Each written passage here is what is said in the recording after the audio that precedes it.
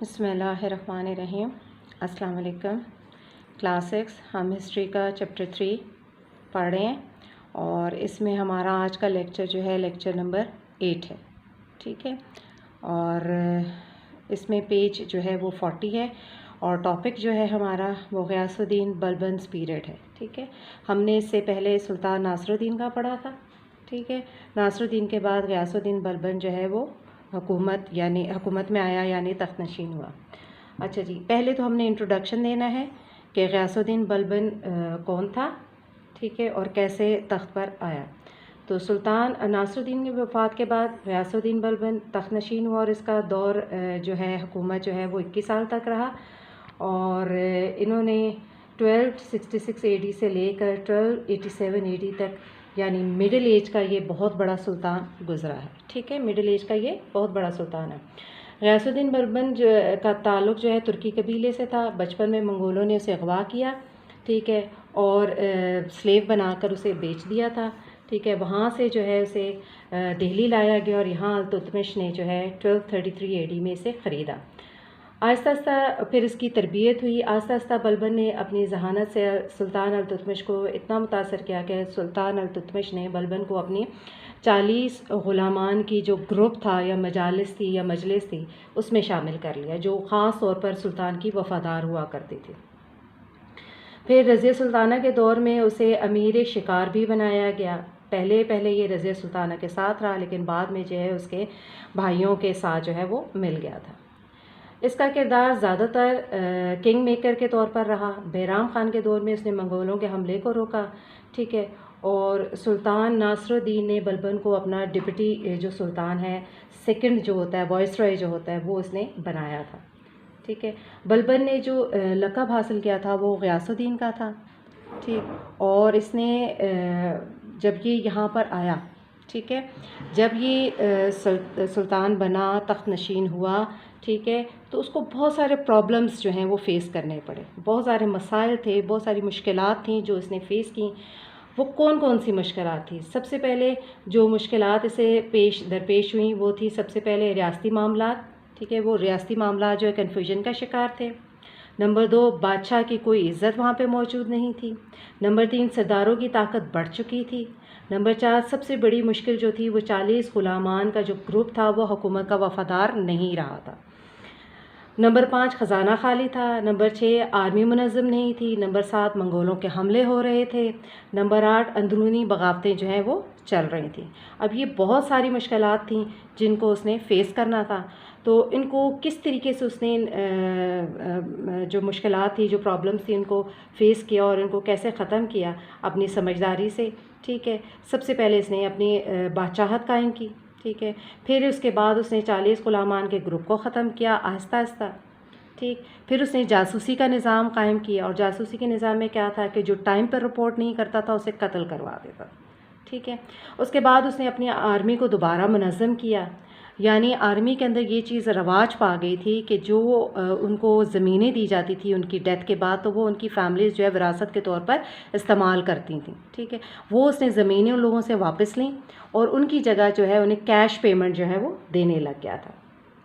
ठीक है, और उसके साथ साथ उसने जो है इनकी एफिशिएंसी को जो है वो बढ़ाया, यानी आर्मी की जो एफिशिएंसी थी उसको बढ़ाया कि वो बेहतर तौर पे काम कर सके। उसके बाद उसने बगावतों को ख़त्म किया। बगावतों में कौन कौन सी बगावत थी? मेवत के लोग जो थे वो आते थे, लूट मार करते थे और चले जाते थे, क्योंकि दिल्ली के इर्द गिर्द जंगल था। ठीक है, तो बलबन ने सबसे पहले जंगल को ख़त्म करा के सड़कें तामीर की और वहाँ पे किले तामीर कर लिए और उसका मगरबी दरवाज़ा जो है वो बंद कर दिया ताकि हमला आवरों से बचा जा सके। इसके बाद हिंदुओं ने बगावत की, ठीक है, उसको ख़त्म किया। उसके बाद काठियावाड़ की बगावत हुई, उसको ख़त्म किया। इसके बाद इसने कई बगावतें जो है उनको छोटी मोटी उनको ख़त्म करके तमाम बगावतों का सिलसिला जो है वो ख़त्म कर दिया। बंगाल की बगावत को ख़त्म करने के बाद उसे अपने बेटे बागरा ख़ान को वहाँ का गवर्नर जो है वो कर दिया, वहाँ पे तैनात कर दिया। उसके बाद मंगोलों के हमले, ये मंगोलों के हमले उस वक्त बहुत ज़्यादा हो रहे थे। ठीक है। 13th सेंचुरी में मंगोलों ने बहुत ज़्यादा हमला किया और सेंट्रल एशिया पे कब्ज़ा किया। उसके बाद वो बगदाद पर आए, बगदाद का कब्ज़ा किया और उसके बाद वो इसी तरह मुसलसल हमले करते हुए हिंदुस्तान में भी दाखिल हुए। ठीक है, लाहौर, मुल्तान, सिंध ये इलाके इन्होंने काफ़ी लूट मार भी की और सारा। अब जो था बलबन था, इसने इन पर इनकाउंटर किया, यानी अचानक हमला किया अपने बेटों के साथ 1285 AD में। ठीक है, और इनको अच्छा खासी जंग के बाद इनको नुकसान पहुंचाया।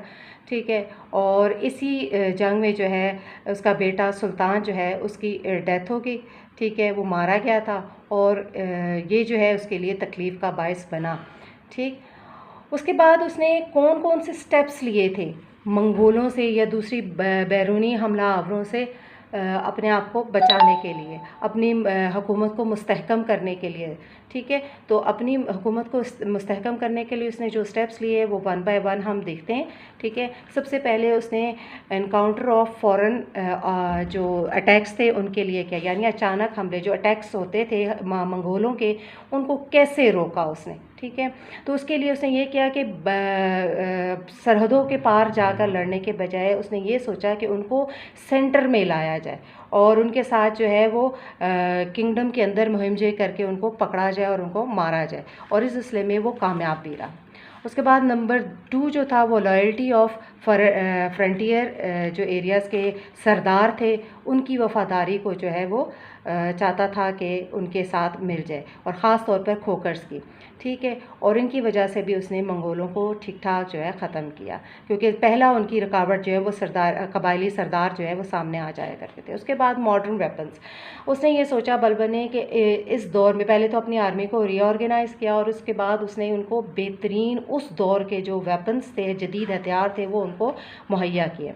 उसके बाद उसने फोर्ट्स बनाए, यानी किले बनाए। ठीक है, सरहदी इलाकों में जहाँ पर तो कबायली सरदार मौजूद थे उनको रोकने के लिए मंगोलों के हमले को, वो तो थे, लेकिन जहाँ पे नहीं थे वहाँ पे उसने किले तामीर किए और वहाँ पे अपनी फ़ौज जो है तैनात की ताकि मंगोलों पर रोका जा सके वहाँ पर। ठीक है, उसके बाद आ जाता है अपॉइंटमेंट ऑफ एबल जनरल्स। तो सबसे पहले उसके बाद जो उसने 5वां स्टेप लिया वो ये लिया कि बेहतरीन सरदारों और जनरलों को जो है फ्रंटियर एरियाज़ की तरफ जो है उसने अपॉइंट करके भेजा ताकि वो मंगोलों की जो भी परेशानी है उसको ख़त्म किया जा सके, ताकि एक इस्लामिक किंगडम जो है उसको मुस्तहकम जो है वो हो सके। ठीक है, आज के लिए इतना ही काफ़ी है। नेक्स्ट जो है हम लोग maintenance of peace and order, जो बलबन ने अपने दौर में जो पीस एंड ऑर्डर मेंटेन किया था उसके बारे में, और उसके बाद जो अगला उनका सुल्तान बना था मुइज़ुद्दीन की इक़बाल, उसके बारे में हम पढ़ेंगे। ठीक है, अल्लाह हाफ़िज़।